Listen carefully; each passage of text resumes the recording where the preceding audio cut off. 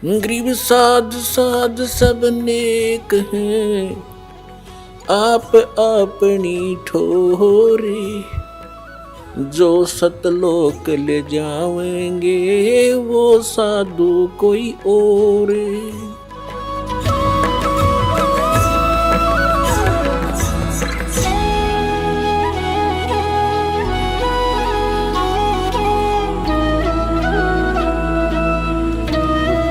परमात्मा के मार्ग में कभी भी अविश्वास नहीं होना चाहिए। एक कथा सुनाता हूं।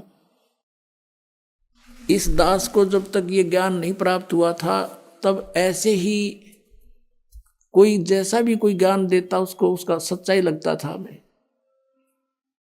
हमारे घर पे हमारे किराए के ऊपर एक आर्य समाज का एक व्यक्ति रहता था। वो टीचर था, वो शास्त्री बताता था अपने आप को, और बहुत अच्छी नेक आत्मा था, बोलन बतलाने का स्वभाव ठीक था उसका। तो फिर मुझे उपदेश प्राप्त हो गया। पहले जब हम चर्चा करते थे उससे तो वो कुछ भी कह देता था, उसकी बात को मानते थे। वो महर्षि दयानंद का पुजारी था। जब दास को ये ज्ञान हुआ, सन 1988 में नाम प्राप्त हुआ, तो 1989 में 1 वर्ष बाद दास ने क्या सोचा कि ये भक्ति बोध जो आपको देते हैं मंत्र, ये नित्यनेम करण की पुस्तक, ये छपवाई। इस दास ने कुछ पुस्तक छपवाई 2000 या जैसा भी, और वो छपवाई इसलिए थी कि गुरुदेव को दे देंगे और वो भक्तों को आगे फ्री बांटते हैं। अब वो जब ऊपर एक हमने पूजा स्थल बनाया था 15 बाई 5.5 का, गैलरी के ऊपर अलग से सेपरेट बना था। उसमें खिड़कियां लगाई थी, एक शीशा टूटा हुआ था। उन खिड़कियों के बाहर की साइड में लोहे की जाली लगानी थी। ये मच्छरों से बचाने की होती है ना जालियां, लोहे की जाली। तो ये दास से उसका साइज नाप के ले गया। वो थी, चौड़ाई तो थी 2 फुट 8 इंच, ऊंचाई थी 4 फुट। अब 2 फुट 8 इंच मैंने ऐसे 2 और फिर डैश ला के 8 इंच के ऊपर 2 डैश ला के अपनी इस इंजीनियरिंग भाषा में लिख रखी थी। वो तो आम आदमी भी ऐसे लिखता है। तो वो जा करके मैंने एक लोहे वाले दुकानदार से दे दी कि भाई ये जाली तैयार कर दे इस साइज की। मैं कुछ और सामान ले आता हूँ। स्कूटर ले रखा था मैं, छोटा 2 व्हीलर मोटरसाइकिल टाइप। मैं सामान आगे से कुछ और लेकर आया तो उन्होंने उसके नौकर ने वो जाली काट के पैक करके रखी। उसकी पेमेंट करके दास चल पड़ा। घर पे आया, बड़ा लड़का छोटी उम्र का था, 13-14 वर्ष का होगा, और एक और किराएदार रहता था वहीं पर, बिहार साइड का था वो। उनसे कहा कि भाई तुम दोनों जने ऐसे करो, ये जाली लगा दो। उसमें सिर्फ लगा के कील ठोकनी थी और कुछ नहीं करना था। तो वो दोनों लगाने लगे, वो जाली लगाने लगे। तो वो चौड़ाई में छोटी थी 8 इंच, उसके काटने में फर्क रह गया। धोखे से 2 फुट 8 इंच की बजाय 2 फुट काट दी और ऊंचाई से ही काट दी।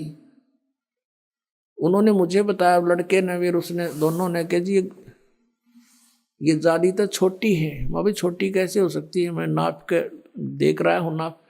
मेरे सामने उन लगा के दिखाई 8 इंच छोटी। फिर मैंने ऐसे करके देखा, मैं कदे दूसरी तरफ चला दी, वो यूं तो फिर और ज्यादा अंतर था। दूसरी फिर देखा, दूसरी भी ऐसी। अब वहां जहां मकान बना रखा था शहर, वहां से काफी दूर था, 3-4 किलोमीटर की दूरी पर। मैंने सोचा फिर देखेंगे, अब समय नहीं है। सुबह उठकर जल्दी अपनी ड्यूटी पर चला गया। उनने पीछे से उठा कर वह स्टोर में फेंक दी, उनकी मां ने जाली। अब फिर ऐसे ही फिर कुछ दिनों के बाद क्या किया, पुस्तक छपवाई भक्ति बोध, और वो ऊपर रख दी उस पूजा स्थल में, तख्त के ऊपर। कुछ दिन के बाद क्या देखा कि शीशा फूटा हुआ था खिड़की एक साइड का, उसमें से चूहे घुस के उनको काटना शुरू कर रखा। तो फिर मेरे दिमाग में आई कि वो जाली जो 2 थी, उन दोनों को एक पर लगा देते हैं फिलहाल, फिर देखेंगे। कुछ समय नहीं था, कुछ ऐसा लीला मालिक की थी, यो खेल खेलना था इस दास के साथ। तो मैंने उन बच्चों से कहा कि भाई ऐसे करो, वो जाली जो छोटी थी कहाँ जी, वो ऊपर रखी है स्टोर से निकाल के, इन दोनों को ऊपर ओवरलैप करके एक खिड़की को कवर कर दो, इसमें से चूहे घुसते हैं। और पुस्तक काट दी भगवान की। उन्होंने कहा ठीक है जी। मैं चला गया अपनी ड्यूटी पर। तो शाम को मुझे चिंता थी कि नहीं लगा रखी होगी तो बच्चों से लगवाऊंगा। तो क्या देखा कि एक जाली लगा रखी है, एक जाली नीचे पड़ी है। अब मैंने देखा कि वो एक ही जाली पूरी पूरी लगी हुई है और कुछ एक्स्ट्रा लटक रही है।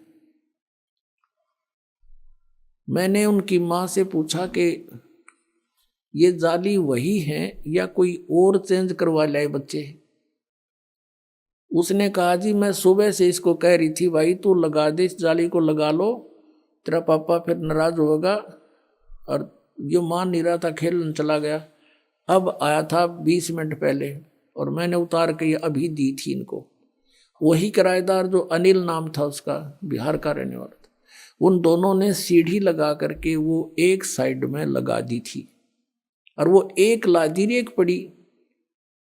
मैंने कहा ये जाली तो छोटी थी। अब उनका ध्यान नहीं इतना और मेरा कलेजा पकड़ लिया।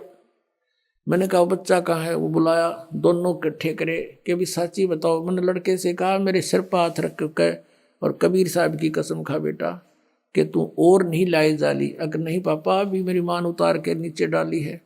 अरे ने पूछ लो, अभी लगाई हमने। फिर मैं उनको याद दिलाया कि ये छोटी थी जब तुम पहले लगा रहे थे, साल भर पहले, 8-9 महीने पहले। कहा ये छोटी थी, बिल्कुल छोटी। दोनों को याद आ गया। अरे अब ये कैसे पूरी होगी हमने नहीं पता। एक ये पड़ी, उनको जंग लगा हुआ थोड़ा थोड़ा। एक रेनी सीजन ऊपर का उतर गया था उसका, वर्षा का मौसम भी ऊपर का उतर चुका था। पुण्यात्माओं, वो दिन है राज। ये दृढ़ हो गया इस दास को कि परमात्मा जो चाहे सो कर सकता है। हमने सुना था द्रौपदी का चीर बढ़ा दिया, परमात्मा ने दास की लोहे की जाली बढ़ा दी।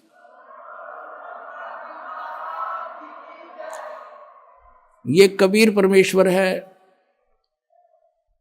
जिसने लोहे की जाली को भी बढ़ा दिया इस दास को दृढ़ करने के लिए। अब दूसरी फिर उठाकर देखी, दूसरे पर लगाई हुआ, उस पर पूरी आ गई। पूरी के बाद भी 6 इंच एक्स्ट्रा नो लटक रही है। अभी तक थी वो, अब तो पता नहीं उतार दी होगी। ये सन 1989-90 की बात है। अब पुण्यात्माओं, उस दिन के बाद इस दास का जीवन बदल गया कि परमात्मा जो चाहे सो कर सकता है। अब उसके बाद उस आर्य समाज के उस दयानंद के चेले तो बात हुई, शास्त्री था वो। मैंने ये सोचा कि देख कितना अच्छी आत्मा का आदमी, हर कित फंस रहा है यो। उससे जब चर्चा होती थी पहले कि द्रौपदी का चीर बढ़ा दिया, हम तो भगवान कृष्ण ने माना थे, श्री कृष्ण ने बढ़ा दिया, तो वो कहा करता कि ये सब बकवाद हैं, ये कभी हो सकता है? अब बढ़ा के दिखाओ कोई मुझे। वो तो वैसे श्री कृष्ण तगड़े थे, सूरवीर थे, जाकर धमका दिया होगा, खबरदार छोड़ दो इस लड़की ने, चीर बढ़ा करें कदे। तो हम ये भी मान लेते मतलब ऐसा हो गया होगा पहले। और जिस दिन से ये मालिक ने ये दया बख्शी, हम कैसे माने उस मूर्ख की इस बात को? तो फिर मैंने ये सोचा कि इसको समझाऊं अच्छी आत्मा का, शायद ये बात मान ले। क्योंकि पहले वो हर तरह एक बिल्कुल अच्छा आदमी लग गया था, बोलन में, बतलान में, विनम्र भाव में, और अच्छी सुलझी हुई बात किया करता था। मैंने सोचा कि इसका कल्याण हो जाए, बता दूं। मैंने उसको प्रार्थना की, अपने वहाँ बुलाया, अलग बैठक थी, और उसे चर्चा की, क्या आप मानते हो कि द्रौपदी का चीर बढ़ा दिया था भगवान ने? बोला नहीं, ये कैसी बातें करते हो आप, ये हो ही नहीं सकता। मैंने कहा जी देखो, वो तो चलो पुरानी बात होली, हुआ या ना हुआ, लेकिन मेरे सामने हो गया, ये मेरी लोहे की जाली बढ़ गई और 8 और 6 14 इंच बढ़ गई है लोहे की जाली। ने बोला मैं नहीं मानता। मैंने उनकी बच्चों की माँ बुला ली, वो दोनों बच्चे बुला लिए कि बताओ भाई कैसे हुआ। उन्होंने सारी बता दी, सच्चाई ऐसे हुआ। ने बोला मैं नहीं मानता, अब करके दिखाओ। अब बता भाई, कौन समझाओ सनाडी ने? मैं चुप हो गया। मैं तो और लाल आंख होगी कोती, कहते इतना शरीफ दिखे था और कोती बहुत ज्यादा यानी क्रोधित सा हो गया। हमने सोचा भाई क्यों ये लड़ पड़ेगा, चुप हो गया। मैं नहीं बोला। फिर मैं इस बुद्धू ने भी क्या बताऊंगा। हम 4-5 जने गवाही दे रहे हैं, ये एक उस अज्ञानी महर्षि की बात पड़ा बैठा है। उसने ये देखा कि भाई ये कुछ महसूस कर गया, बोला नहीं। मैं बोला नहीं, फिर क्या बोलूं, पसूत है। मैं चुप हो गया। उसने सोचा भाई जैसा भी उसके मन में आया। फिर वो बोला देखो आप इंजीनियर हो, एजुकेटेड हो, कोई मूर्खों को तो बहका भी दे, ऐसी बातें कर दे, आप कैसी बातें कर रहे हो। देखो मैं बताता हूँ महर्षि कैसे होते हैं। एक बार महर्षि दानंद योग अभ्यास कर रहा था एक बंद कमरे में, आसन पद्म लगा के, और वो जमीन से ऐसे उठता था और छत के सिर लगा के वापस आ जाता था। ऐसे कर रहा था। रसोईया गया भोजन के लिए प्रार्थना करने, उसने झांकी से देखा, खिड़की से देखा, महर्षि दानंद ऐसे जा रहा था, ऊपर छत के सिर लगा के वापस आ रहा था। उसने औरों को बुलाकर दिखाया, देखा ऐसे होते महर्षि। मैं बोला झूठ, कति झूठ, तू करके देखा।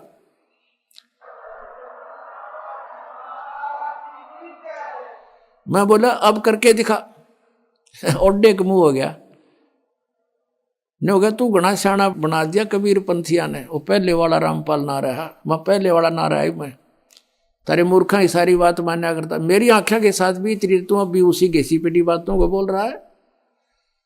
तो पुण्यात्मा परमात्मा के मार्ग में अविश्वास नहीं होना चाहिए।